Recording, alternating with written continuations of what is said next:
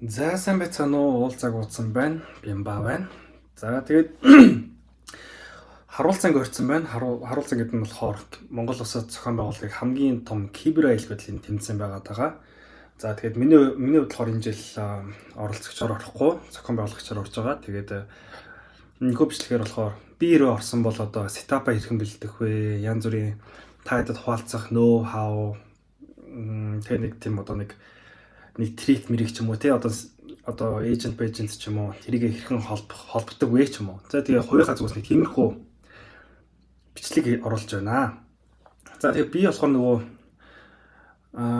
яг үндэ дөрмүүдийн холбоо хамаагүй хуваалцаж одоо эйжент ашиглахгүй, E20 20 20хгүй тэгээ нэг яаж олох болох ингээд дотоод юмнууд нь бол бүр сайн мэдэхгүй бас ингээд хуваалцаж чадахгүй гэсэн үг. Тэгээд хэдүүлээ зүгээр оролцогчийн нүдээс хэрэг би орж байгаа бол maybe яаж blindly яаж бэлдэх байсан бэ гэсэн үг шүү дээ.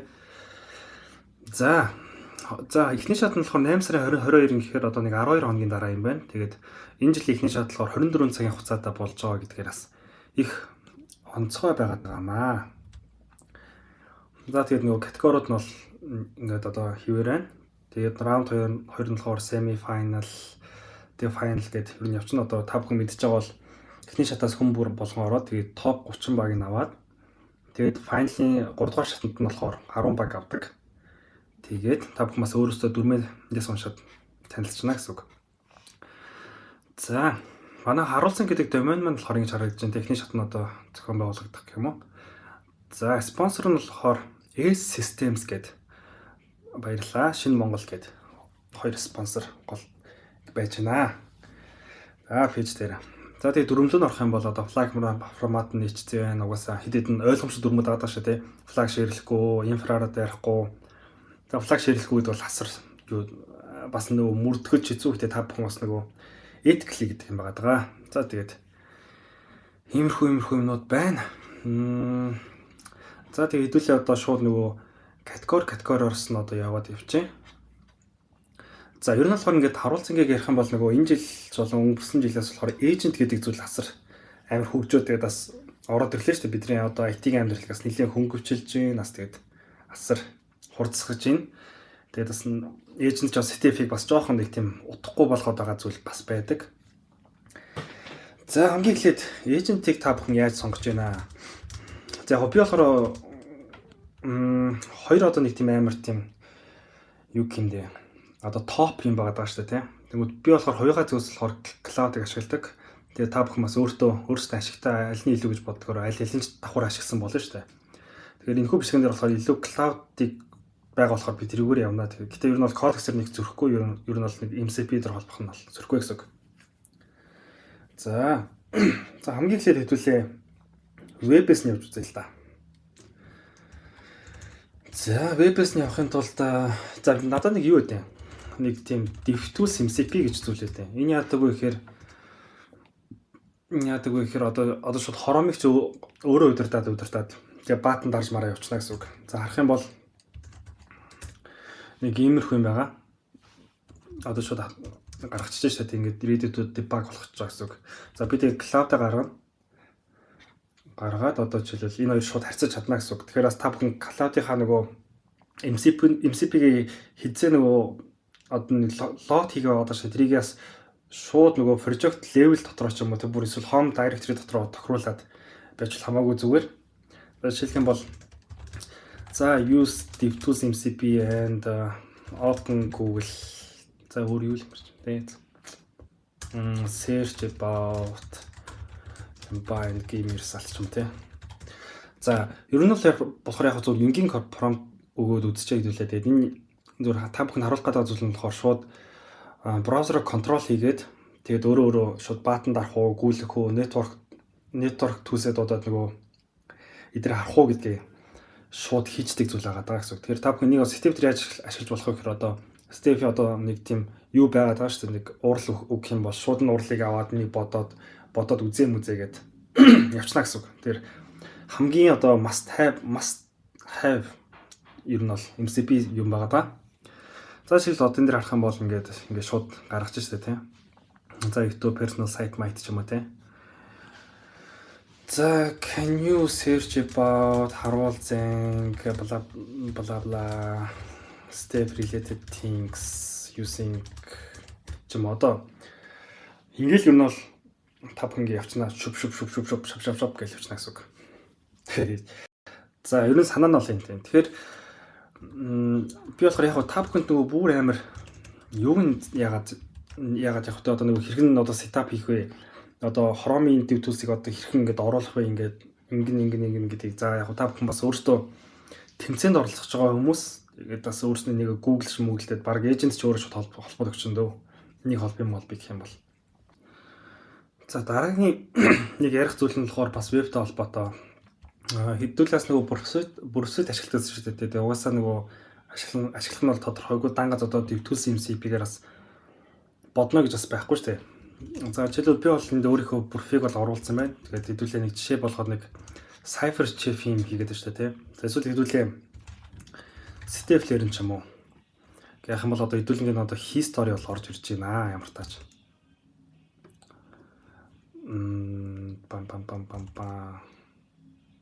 За ер нь бол бүрфийн MCP гэж байгаа даа. Тэгэхээр ер нь бол энэ яадаг вэ гэхээр шүү дээ. Нэг юм юм байна. Одоо жишээлбэл та нөгөө бүрфийн нөгөө юунасаа extension-ээс хайгаад Pub Store-оос хайгаад MCP server reader гэж байгаа. Тэгэхээр энийгээс суулгах чинь тэгээ энийгээс суулгах чаар ер нь бол заавар нь болохоор энд байгаа л та ер нь бол та бүхэн энийг нь унших юм бол хэрхэн яаж тохируулах гэдэг нь тэгээ ер нь бол бүрфээ татаад тэгээд бол нөгөө энийгээс оруулаад тэгээ нэг enable reader хийгээ бас MCP-гийнхнаас юм тохируулах нь шүү дээ тийм. За энэ бол нийт дээр байж магадгүй. За ямар тач заяа. Ямар тач хэдүүлэнд ингээ history ороод ирлээ гэж бодъё. За ингээд одоо энэ ч болохоор зөвхөн дандаа ингээ challenge-ийн холбоо төмнүүд байна гэсэн үг шээ тий. За тэгвэл хэдүүлээ cloud-аас асууж болно байхгүй бас нөгөө амжилттай холбогдож байгаа юм бол. За окей. Can you use Pursuit MCP and get latest file request related to Google? What am I searching etc ч юм уу те. За тэгвэл санаанд болохоор ингэх гэдэг. Хэдүүл яг хөө dev tools-ийг болохоор нөгөө баатан дарах ч юм уу те янз бүрийн байдлаар ашиглаад ээж болно шүү дээ. Нөгөө бүрфчин болохоор хэдүүл нөгөө тэр тухайн бодлого request-ийг барьчихж байгаа. Тэгээ request-нэр болохоор нөгөө янз бүрийн одоо үлдээц юмнууд байж магадгүй шүү дээ. Манай одоо шууд dev tools-ийг ашиглахаар. Тэгэхээр бүрфийг ашиглаад та бүхэн бас өөрсдөөс ингээд хийнгээ шууд нөгөө AI-да нөгөө history-г нөгөөд одоо болсон бүх request нөгөөд нь бол AI чинь бас хамтарч бодож олно гэсэн үг байхгүй юу. За тэгэхээр та харах юм бол одоо энэ нэр ингээд шүү дээ тий. Шууд бүрфийнхаа MCP-г олонгуудаа шууд ягаад одоо бүрф төр ийм түүл байгаа байхгүй юу. History авдаг, regex авдаг гэдэг Google-тэй холбоотой regex гэдэг шүү дээ тий. За тэг ингээд авангуудаа ер нь бол одоо бүрфчин тэгээ буцаагаад бүрфчний cloud ч одоо agent ч шууд хариу өгөх нэ. За би болохоор за maybe Stephen бодлого бол Stephen бодлого юм бол энэ бодлого ингэсэн байна. Энэ request дээр энэ дэр нь inject хийгээд үзэх юм байна тий. За тэгээд бас нөгөө давхар юу нь болохоор зөвхөн санаа өгөхгүйгээр өөрөө шууд repeater tab руугаас өөрөө зөөгөөд энийг үзээс өөрөө send request төр хийгээд явчих боломжтой гэсэн үг бас бүрфийн MCP ашиглах юм бол. Тэгэхээр би бас энийг бүр нэлээд дээр л нөгөө яаж тохируулжсэн санагдаад тэгэхээр бас энийг бас exactly яаж мааж хийдэн бол мэдэхгүй юм байна.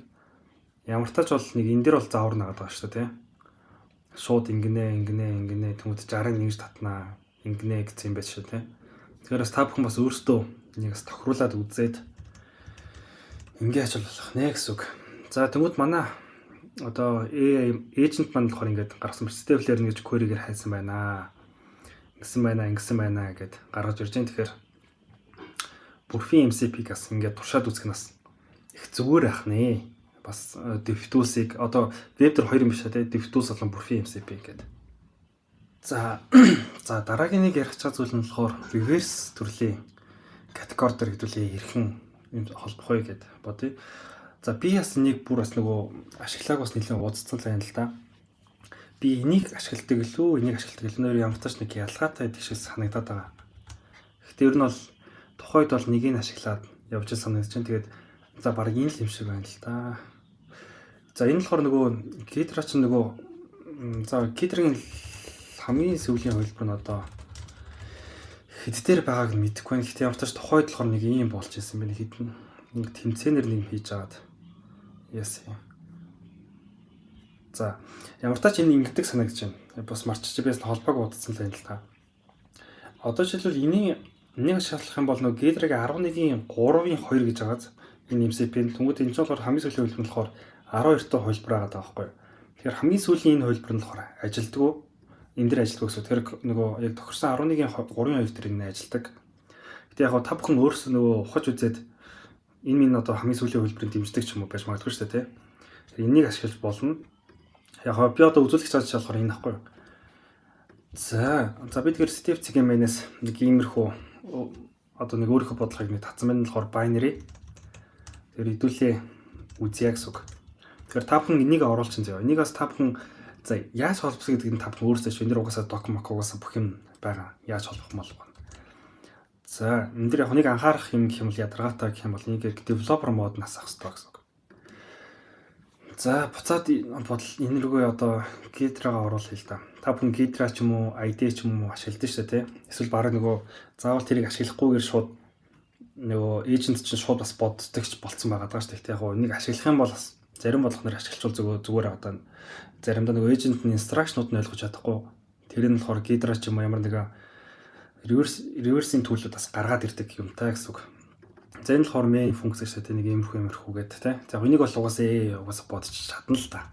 Гэтэ ямар ч тач хэдүүлээ MCP-гээр холбоод үзэж байгаа. За хэдүүл энэ юуг нь харах юм бол Ghidra-гийн логыг харах юм бол нэг иймэрхүү байгаа. Одоо жишээлбэл Ghidra MCP ингээд load mode гэсэн шүү дээ. Тэгэхээр ингээд MCP-ийн амжилттай холбогдсон байна гэсэн үг. За одоо ингэж нэсэх байхгүй. Одоо agentтэй. За can you load Ghidra MCP I have Steve challenge ч юм уу те. Reverse solve it for me using Ghidra output and give me flag ч юм уу те. За одоо ингээр яах вэ гэхээр одоо нөгөө agent ч болохоор Ghidra-тай шууд харьцаа явуулна гэсэн үг байхгүй. За Ghidra MCP tools мс гэх юм уу. Энэ юу болохгүй байх шиг шүү дээ. Тэгээ одоо энэ яаж тэгвэл одоо өмнөхдөр нь болохоор юугаа нөгөө binary энэ folder дотор байгаа гэдээ ойлгоцсон байна шүү дээ. За одоо харах юм бол та бүхэн Ghidra-гийн MCP-г нөгөө tools-уудыг ашиглаад ямар функц, ямар symbol, ямар static string-үүд байгаа юм бэ гэдгийг нь одоо харж байна гэсэн үг. Яг янз бүрээр бодож олно л доо. Agent дээр шууд нөгөө binary-га зөөчвөл шууд за энэ бодлогыг бодож чижиж болно. Эсвэл зарим тохиолдолд болохоор нөгөө Ghidra ч юм уу ID-гийн MCP-г холбоод бодчихвол бас зүгээр байгаа гэдэг. Бас эдгээр чинь нэг логикны юм болохоор MCP ч бас нөгөө debug-ыг дэмждэг үл аягүй гоё шүү дээ. Одоо GDB эдрийг дэмждэг юм байх юм бол бас зүгээр байгаа даа. За одоо жишээлбэл та бүхэн одоо энийг харах юм бол Ghidra-гийн MCP-ийн төлөвүүдийг дуудаад нөгөө instruction-ууд ойлгоод тэгээ угаасаа ингэ бодоод өчлөө шүү дээ. Ингээд нэг иймэрхүү. Тэгээс Ghidra-гийн MCP-аас гоёо гэсэн үг.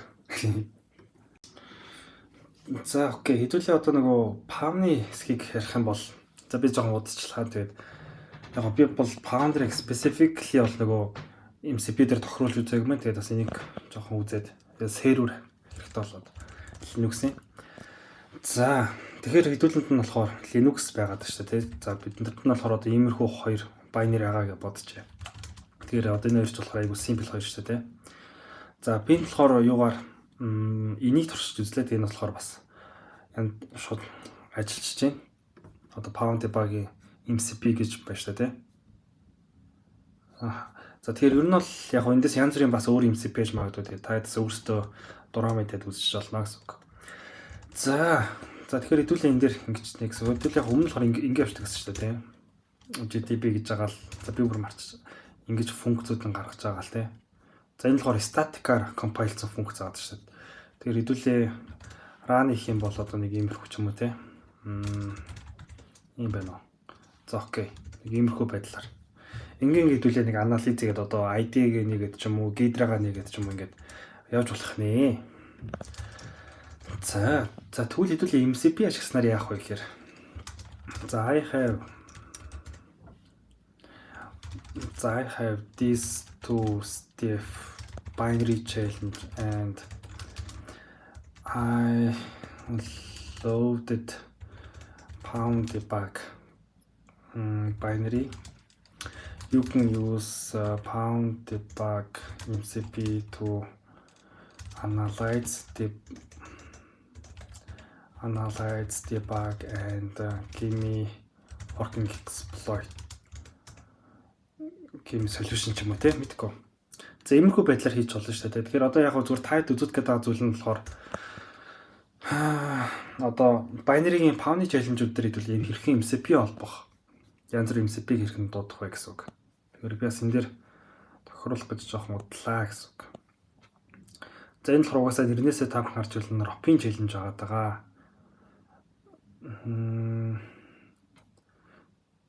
За энийг гүйлэх юм бол classic return юм байна. За функц 2 дээр болохоор ингэж юм. Тэгэхээр shell дээр ингэ юм байна гэж тэ.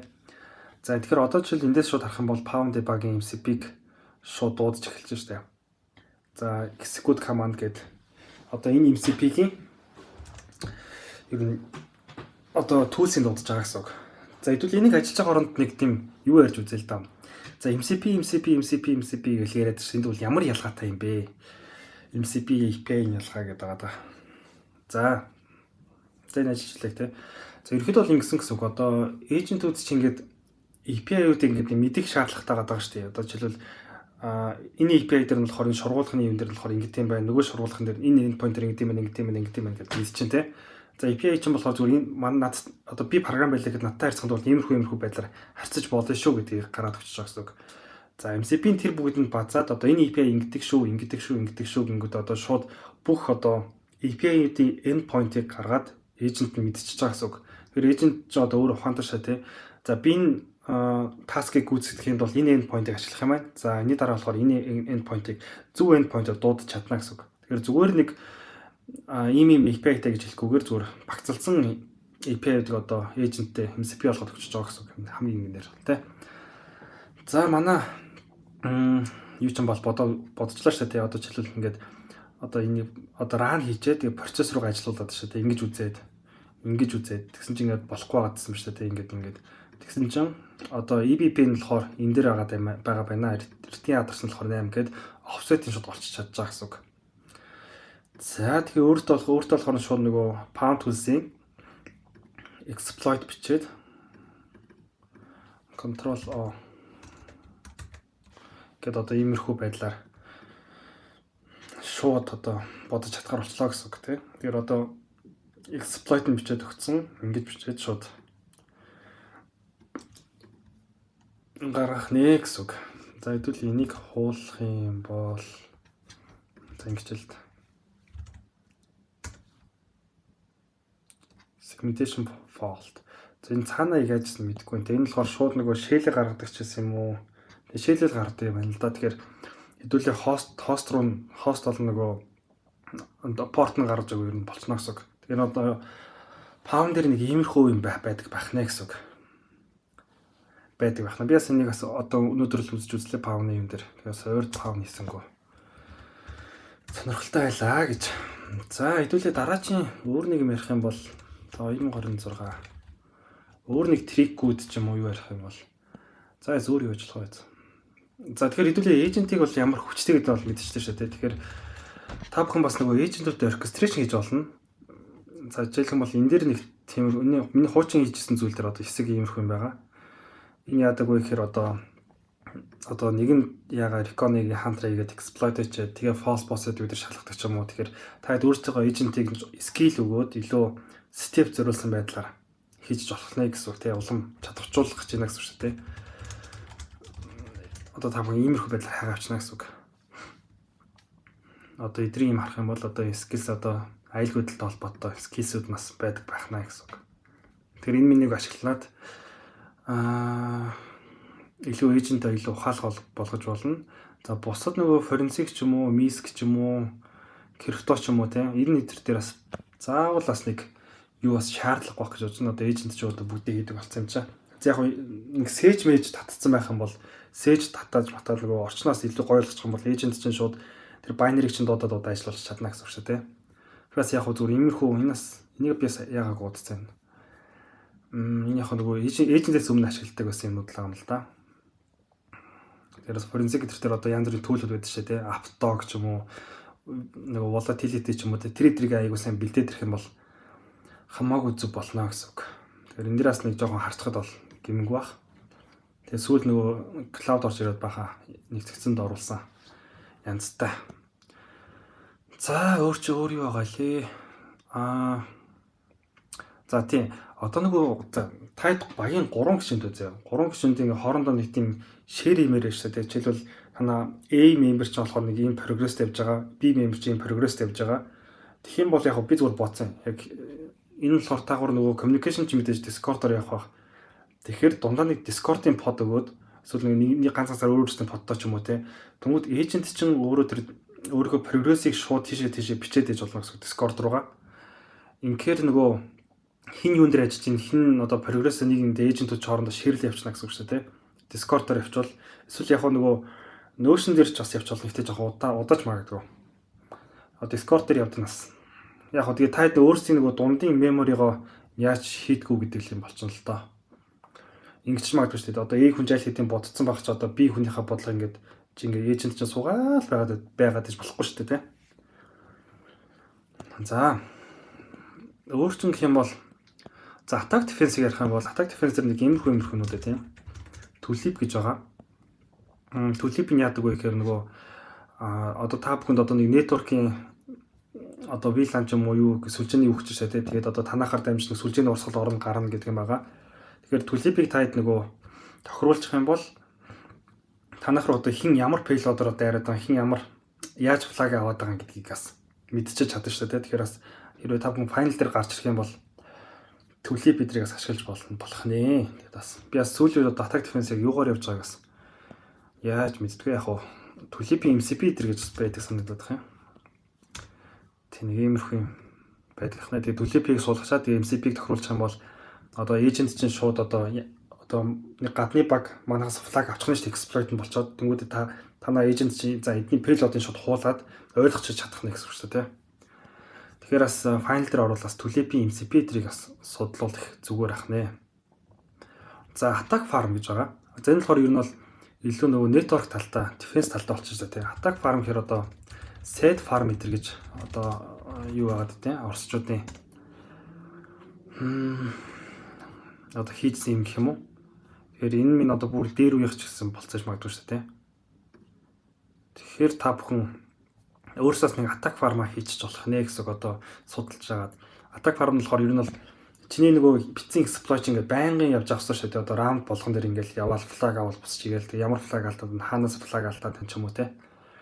Тиймэрхүү зүйлийг болохоор нэг attack farm гэдэг байгаа. Тэгээд зарим шинэ багууд нөгөө final руу оронгуудаа attack defense бас нэлээд том комплекс юм болдог болохоор бас мэдчихүүл зүгээр ахна шүү дээ, тийм. За хэдүүлээ энэхүү бичлэгээр бас нэлээд хэдэн зүйлүүдийг cover хийлээ. За ямар категори дээр ямар төрлийн MCP эдрийг орох уу, бас attack defense руу ямар хуу байдлаар оруул зүгээр юм ч юм уу, тийм. За одоо хэдүүлээ зүгээр ганц last one зөө. За sorry дуусгасан. Тэр нь болохоор хэдүүлээ өөрсдийнхөө скиллийг бэлтмээр шүү дээ. Хэдүүлээ нөгөө зөвхөн agent-ыг бол solve this step challenge гэж бодохгүйгээр одоо хэдүүлээ бас зөв чиглүүлдэг байх хэрэгтэй тийм. Тэгэхээр хэдүүлээ өөрсдөөс нэг бага зэрэг step хийгээд ирсэн байх нь зүгээрээ гэсэн үг. Тэгэхээр би та бүхэнд бол хамгийн эхлээд step зэгмэнийг санал болгож байна. За энийг болохоор Мөнхбаатар гэдэг юм би одоо онлайн орчинд болохоор superior гэдэг нэрээр одоо танигдсан ах хийсэн байгаа даа. Энэ болохоор одоо өмнө орж исэн бүх step challenge-уудыг одоо архивлсан бүх challenge-уудыг ийш оруулсан байгаа гэсэн үг. Тэгэхээр одоо за ghost package гэдэг бодлого маань ямар step гэдэг step тэмцээний 2025 оны хөлбөр дээр орж исэн бодлого байна шүү дээ. Тэгээ бодлогыг болохоор юм байх өөрөө зохиож исэн байна гэсэн үг. Тэгэхээр та бүхэн бас эндээс нөгөө бодлогын татаа шууд эйженттэй өгөхгүйгээр өөрөөсөө бодох гэж үзээд явчвал таад нөгөө илүү юм сураад бас зөв чиглүүлэх боломжтой болчихно те. За тийм үедээ step-лэр нь тэгээ pico step эдэргээд зөндөө юмнууд байгаа даа шүү дээ. За тэгээ энэ удаагийн бичлэг маань тэгээд хэрвээ би ингээд 2026 онд харуулцан гэдэг тэмцээнд бэлтжижсэн бол одоо юугаа сетап хийх, юугаа яаж бэлтэх байсан бэ талаар үзүүлж байна. Тэгээ та бүхэнд бас Би бас дутуу зарим зүйлийг бас coverlog юмнууд байгаа. За тэг эцэст нь хэлэх нөгөө бүх багтаа амжилт хүсье да. Тэгээд have fun. Bye bye.